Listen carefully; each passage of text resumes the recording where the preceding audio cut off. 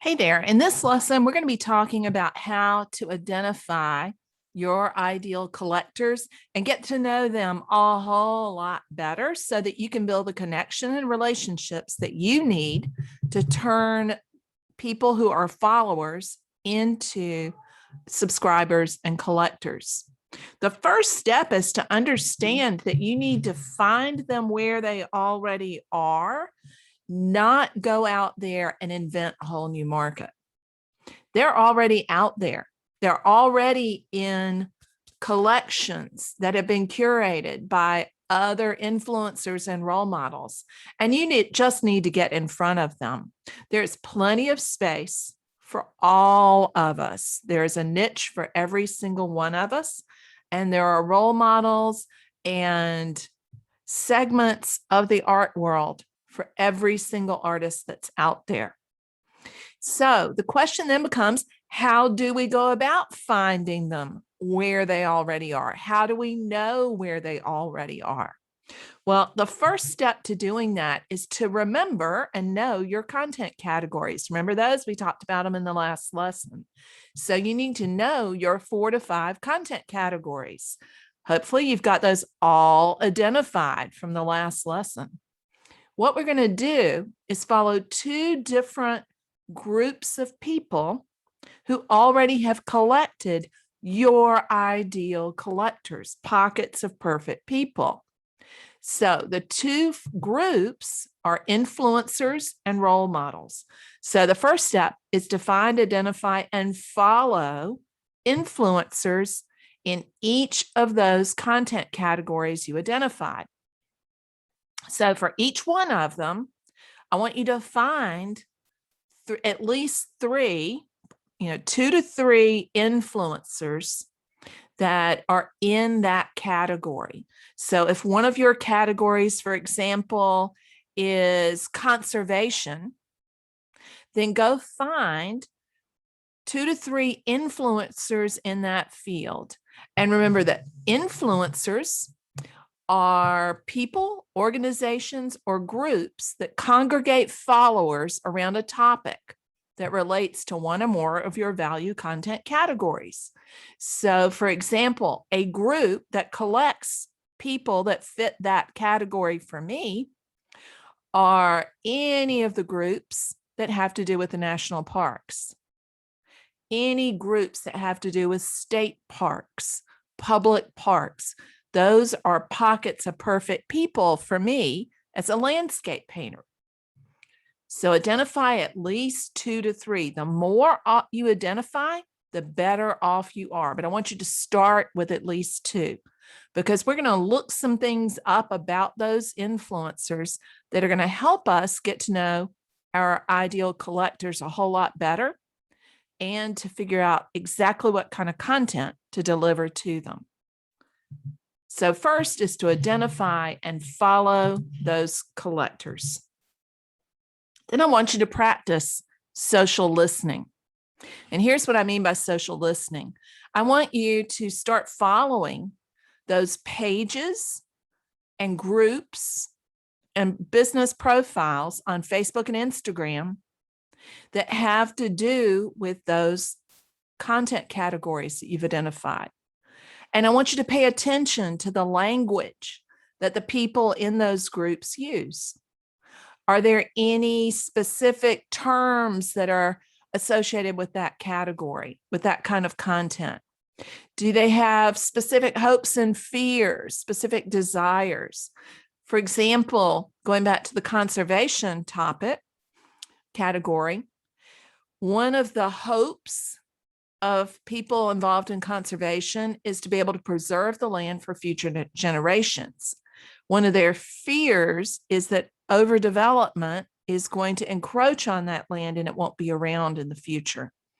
That's just skirting the surface of the hopes and fears.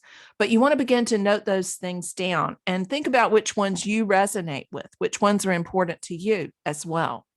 Because those points of connection help to form those relationships between you and your ideal collectors. Because I almost guarantee they show up in your work in some way, shape, or form if they're important to you. What are the desires of the people in those groups, the people who follow those pages? What are their ultimate desires and aspirations? What are the small desires and aspirations? Get to know them so well that you could write their biography. Part of this is long game, but you can get a lot of immediate rewards as well.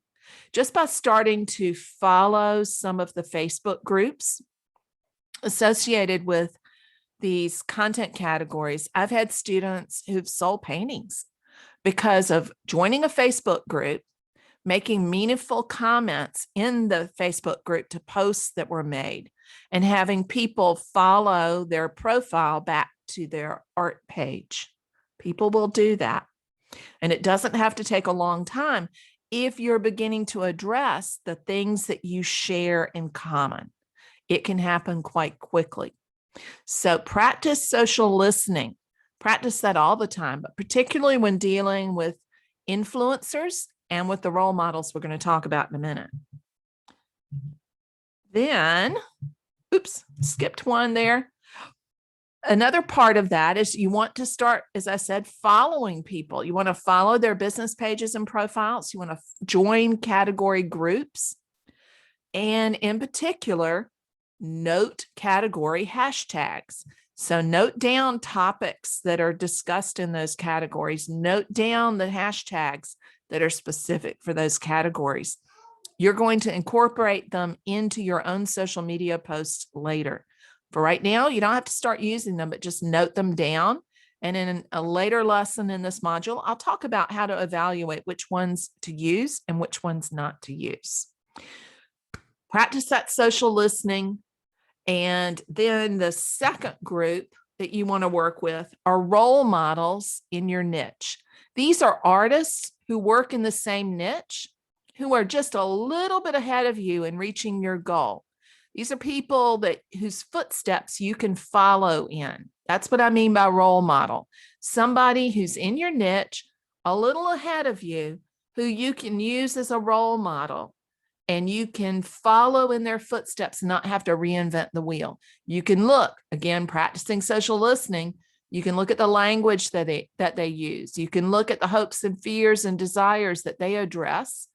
And then you can begin to note down as well the hashtags that they use.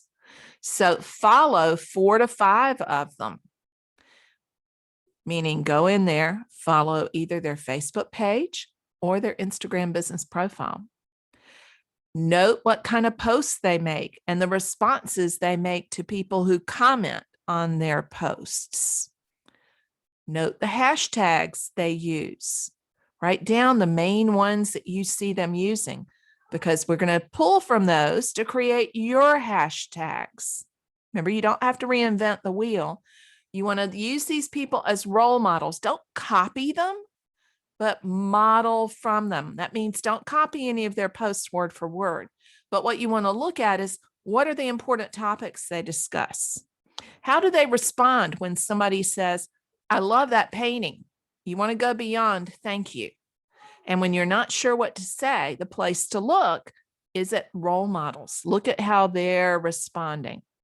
Now, understand that a role model is going to be ahead of where you are, and that what they do at the point they're in their career is not necessarily what you're going to be doing at this point in your career, but it's a place to get started. So identify those role models, note them down, go through the exercises in the workbook, and lay out what the influencers are in your categories, note the hashtags and topics, and then do the same thing for the role models. And you'll be really set for diving into the next lesson.